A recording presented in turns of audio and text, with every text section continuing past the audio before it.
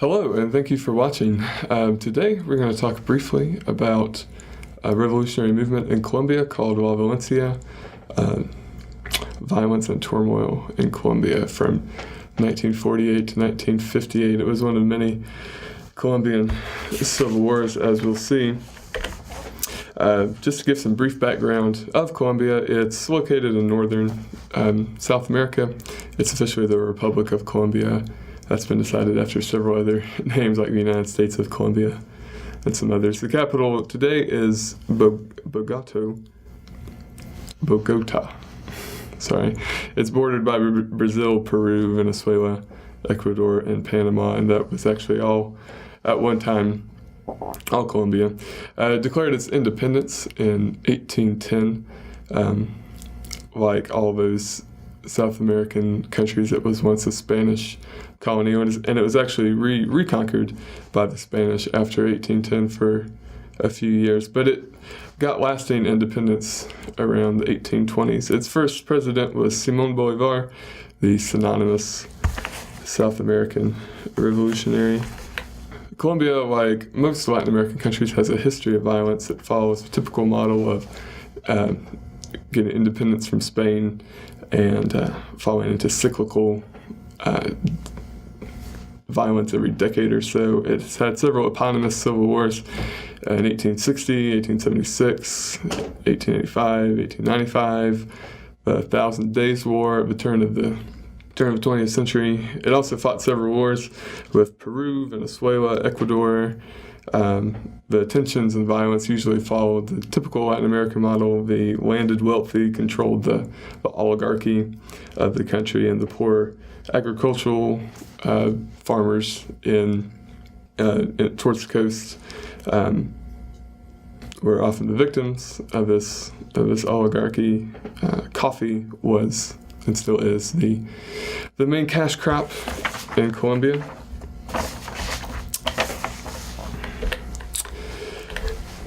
But we'll fast forward to 1948. It's where the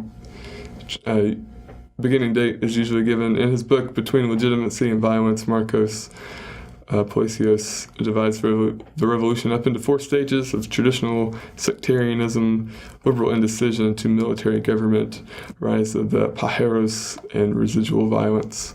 The residual violence actually falls outside of most of the dates that are given for Violencia.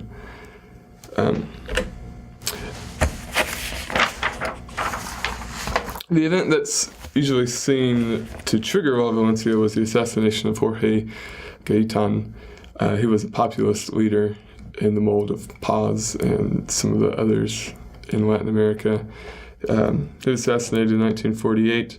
His most significant contribution was that he had helped raise voting rates significantly. Colombia had suffered from long-standing apathy and political indifference, and voting rates were very, very low. But Gaitan had helped increase those significantly. Just hours before he was assassinated, he said in a speech, "If they kill me, avenge me." And his followers certainly tried. In the following days, there was lots of riots in Bogota. That was seen as the starting point for many of the liberals in Violencia.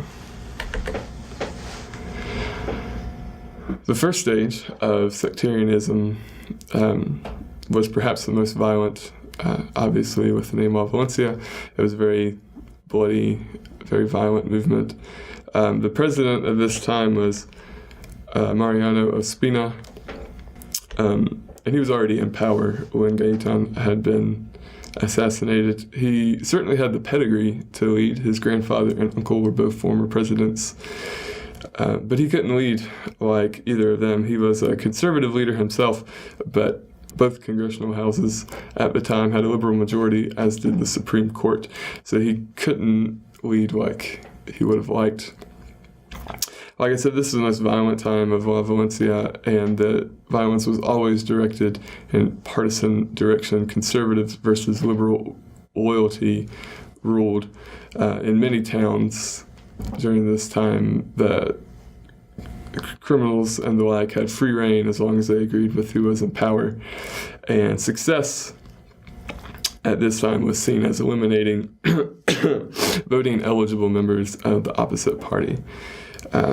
This very violent, tumultuous time led to some failed compromise and eventually military rule.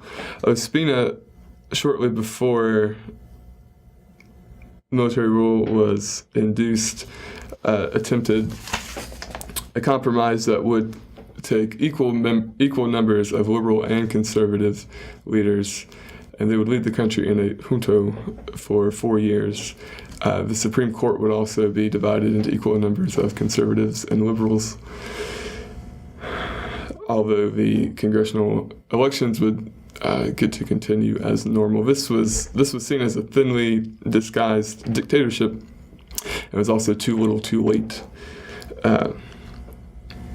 for the liberals. But as the violence got out of hand, it wasn't confined just to civilian or rural populations.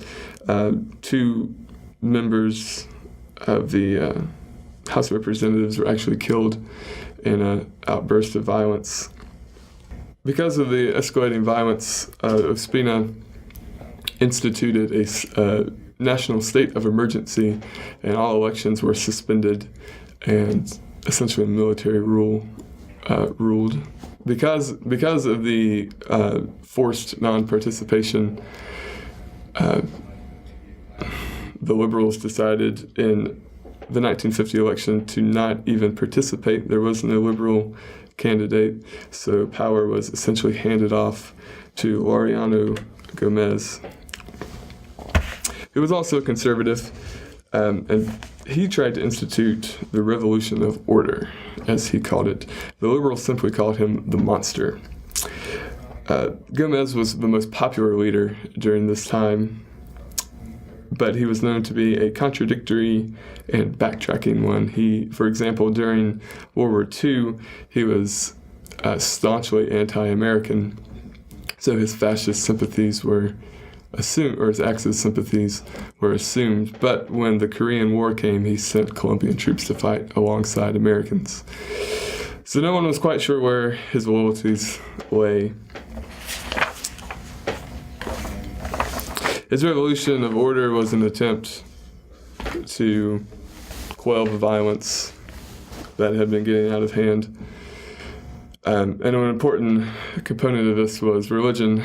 Colombia is almost exclusively Catholic, and he tried to get the church's endorsement of what he was trying to do. He appealed to both civic and organized religion, trying to revitalize the phrase Christ and Bolivar, or the spirit of the phrase Christ and Bolivar, meaning involvement in both religion and your civic duty.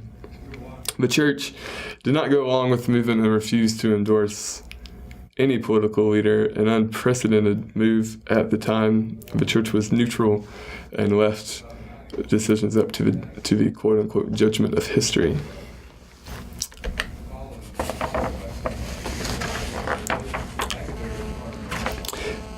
In between Gomez and the next president that we'll get to, Rojas, the violence that persisted was taken over by the Parejos, who were conservative assassins, and they were centered mostly out of Quindia, which is a coffee-growing region near the coast. They were, in the usual mold, hired to eliminate liberal eligible voters or liberal politicians, but they mostly centered their efforts around farmers and small communities. They were called Parejos because that translates to birds, and they were known to attack quickly and then fly, so to speak. Unfortunately for Gomez, the military grew tired of his contradictory politics, and as in most Latin American countries, the military is the guarantor of real power and stability. The military staged a coup in 1953, and General Gustavo Rojas took power. Rojas was definitely the most bipartisan leader of La Violencia. By this time, 8 years or so into the war, both sides were longing for reconciliation, and Rojas was the most successful in providing that. The aftermath of La Violencia is longstanding and can still be felt today. The La Violencia killed, injured, or displaced around 1 million people. Records were hard to come by since most violence was directed towards civilians and not in acts of war or even guerrilla war. The best estimates are in between 200 and 300,000 civilians were killed. Many of these were brutal acts of violence that included decapitation, quartering, drowning, burning. In the short term, the political reforms did work. The violence did eventually cease. The compromise that was reached was that over a 16-year period, conservatives and liberal leaders would alternate the presidency. And this was important because the liberal president started this series, which meant the most important and last president would be conservative, just as the conservatives wanted. However, this cycle of predictable presidencies decreased interest in voting, kind of undoing what Gaitán had done 12 or so years prior. Also, importantly, this created a very distinct two-party system between the conservative and liberals. There had been a popular communist party at one point, but they had been totally displaced in the wake of Cold War anti-communist sentiments. The fourth stage that Palacios recognizes, he calls residual violence, actually falls outside of La Violencia. The violence itself continued noticeably until early 60s, but Rojas did claim rightly that violence decreased during his tenure and in the following years. Last and least, these are the work studies to research the topic. If you're interested, use Bandits, Peasants, and Politics, the case of La Violencia in Colombia, Between Legitimacy and Violence, the History of Colombia, and Blood and Fire, La Violencia and Antigua. So check those out if you're interested. Thanks for listening.